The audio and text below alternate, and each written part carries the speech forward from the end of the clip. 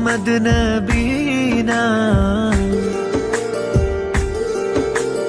محمد نبی. کس نے بکھیری تھی مستیاں، ہر ذرہ صحن باغ کا ساغر بدوش ہے. سامعین، ابھی ہم نعت نبی صلی اللہ علیہ وسلم سے مستفیض ہو رہے تھے. اب میں جلسے کی کارروائی کو آگے بڑھاتے ہوئے مدرسہ حاضہ کے ایک طالب علم محمد ساحل اقبال، میں اس بندے سے گزارش کر رہا ہوں کہ وہ بچہ آئے اور اپنے تقریر سے ہم سامعین کو مستفیض فرمائے. السلام علیکم. نحمده ونصلي على رسوله الكريم. اما بعد، فاعوذ بالله من الشيطان الرجيم. بسم الله الرحمن الرحيم. فلا تقل لهما اف ولا تنهرهما وقل لهما قولا كريما. وقال النبي صلى الله عليه وسلم: الجنة تحت أقدام الأمهات. صدق الله ورسوله النبي الكريم. خدمت کرو ماں باپ کی صبح شام، خدمت کرو ماں باپ کی صبح شام، تاکہ دونوں عالم میں ہو جاؤ نیک نام. میرے پیارے دوستوں اور بزرگوں، اسٹیج پر جلوہ افروز علماء کرام اور میرے مشفق اساتذہ کرام، میری پردہ نشین پیاری ماں اور بہنوں، آج کے اس مبارک محفل میں اور آج کے اس مبارک اجلاس میں آپ حضرات کے روبرو، آپ حضرات کے سامنے والدین کے مقام و مرتبہ کو بیان کروں گا. دعا کیجئے کہ اللہ پاک مجھے اخلاص کے ساتھ بولنے اور ہم سب کو اس پر عمل کرنے کی توفیق عطا فرمائے. آمین. دوستو، خداوند قدوس نے قرآن مقدس میں فرمایا: فلا تقل لهما اف ولا تنهرهما وقل لهما قولا کریما، کہ اپنے والدین کو اف تک بھی مت کہو، نہ انہیں جھڑکو اور ان سے نرمی کے ساتھ محبت کے ساتھ پیش آؤ. اس لیے کہ حدیث میں نبی پاک صلی اللہ علیہ وسلم نے ارشاد فرمایا: جنت ماں کے قدموں کے نیچے ہے اور باپ جنت کا دروازہ ہے. ایک مرتبہ سرکار دو جہاں صلی اللہ علیہ وسلم سے سوال کیا گیا: ما حق الوالدین علی ولدی، یا رسول اللہ، اولاد کے اوپر ماں باپ کا کیا حق ہے؟ تو آپ نے فرمایا: ہما جنت کا ونارو کا، وہی تیری جنت ہے اور وہی تیری دوزخ ہے. یعنی اگر تم نے ان کی اطاعت اور فرمانبرداری کی تو جنت میں جاؤ گے، اور اگر تم نے ان کی نافرمانی کی، ان کو ستایا، ان پر ظلم زیادتی کی، تو جہنم تمہارا ٹھکانہ ہوگا.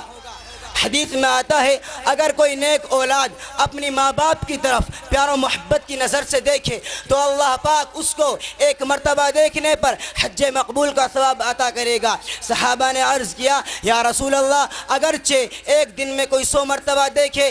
آپ صلی اللہ علیہ وسلم نے فرمایا: جی ہاں، خوش نصیب ہیں وہ لوگ جن کے والدین زندہ ہیں اور وہ ان کو پیار و محبت کی نظر سے دیکھتے ہیں اور حج مقبول کا ثواب کماتے ہیں.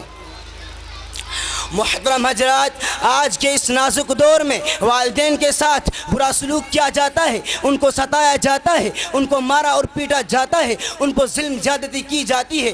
اسی پر بس نہیں بلکہ والدین کو قتل بھی کر دیا جاتا ہے. افسوس صد افسوس، والدین کے ساتھ ہمارا یہ معاملہ کتنا بھیانک اور بدترین جرم ہے. حدیث شریف میں آتا ہے، اللہ تبارک و تعالی ارشاد فرماتا ہے: جس شخص سے اس کے والدین راضی ہوں میں بھی اس سے راضی ہوں، جس شخص سے اس کے والدین ناراض ہوں میں بھی اس سے ناراض ہوں. حدیث میں آتا ہے کہ والدین کی دعا اولاد یحت میں قبول ہوتی ہے. حدیث میں آتا ہے کہ اللہ پاک کی رضامندی والدین کی رضامندی میں ہے اور اللہ پاک کی ناراضگی والدین کی ناراضگی میں ہے. حدیث میں آتا ہے کہ جس نے ہر جمعہ کو اپنے والدین کی قبر کی زیارت کی اس کے گناہ معاف کر دیے جاتے ہیں اور جہنم سے نجات لکھی جاتی ہے.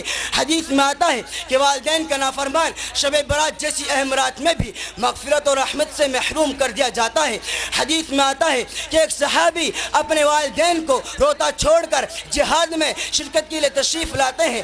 آپ صلی اللہ علیہ وسلم ان کو واپس لوٹا دیتے ہیں اور فرماتے ہیں کہ جاؤ پہلے اپنی ماں کو ہنساؤ جیسا کہ تم نے ان کو رلایا ہے۔ حدیث میں آتا ہے تمام فرشتوں میں سب سے اعلیٰ و اونچا مقام رکھنے والا فرشتہ جبریل امین علیہ السلام بد دعا فرماتے ہیں کہ ہلاک و برباد ہو جائے وہ انسان جس کے سامنے ان کے والدین یا ان میں سے کوئی ایک بڑھاپے کی حالت کو پہنچ جائے اور وہ ان کی خدمت کر کر اپنے آپ کو جنت کا مستحق نہ بنا لے۔ سید الانبیاء صلی اللہ علیہ وسلم نے اس بد دعا پر آمین فرمایا۔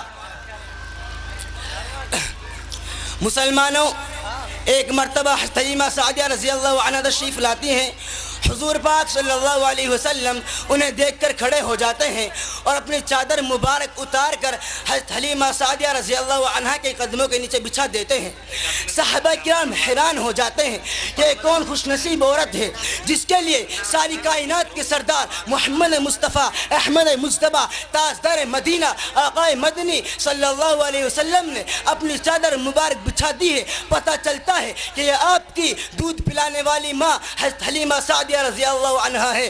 ایک مرتبہ آپ صلی اللہ علیہ وسلم منبر پر بیٹھے ہوئے تھے، اچانک زور زور سے رونے لگے۔ صحابہ نے عرض کیا یا رسول اللہ آپ کو کیا ہو گیا، آپ کیوں زور زور سے رو رہے ہیں؟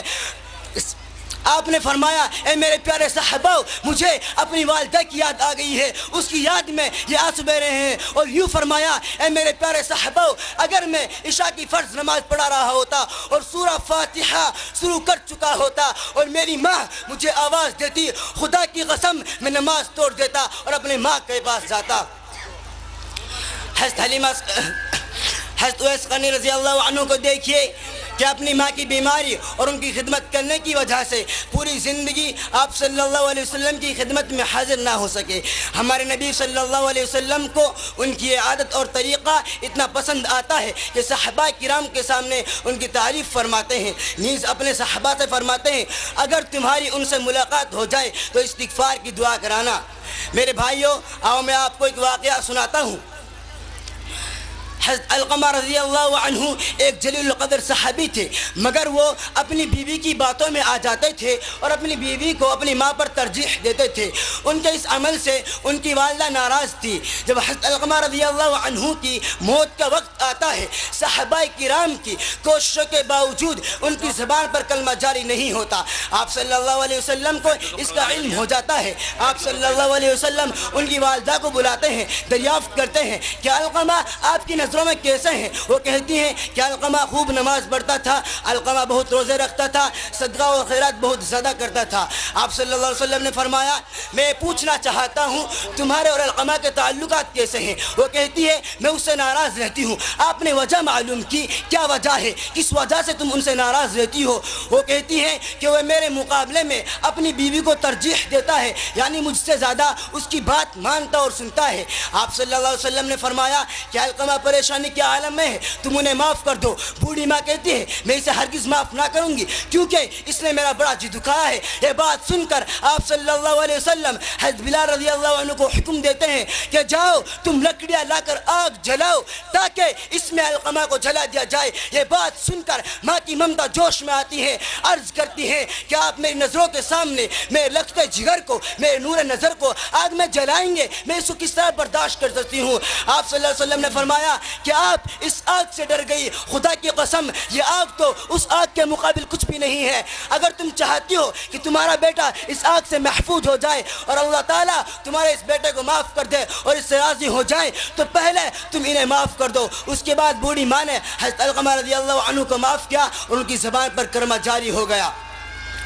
حضرت علقمہ رضی اللہ عنہ کو دفن کرنے کے بعد آپ صلی اللہ علیہ وسلم نے مدینہ کے قبرستان میں یہ فرمایا اے انصار و مہاجر، تم میں سے جو شخص بھی اپنی بیوی کو اپنی ماں پر ترجیح دے گا، خدا کی قسم اس پر خدا کی لعنت ہے، نہ تو اس کے فرائض قبول ہیں نہ اس کے نوافل قبول ہیں۔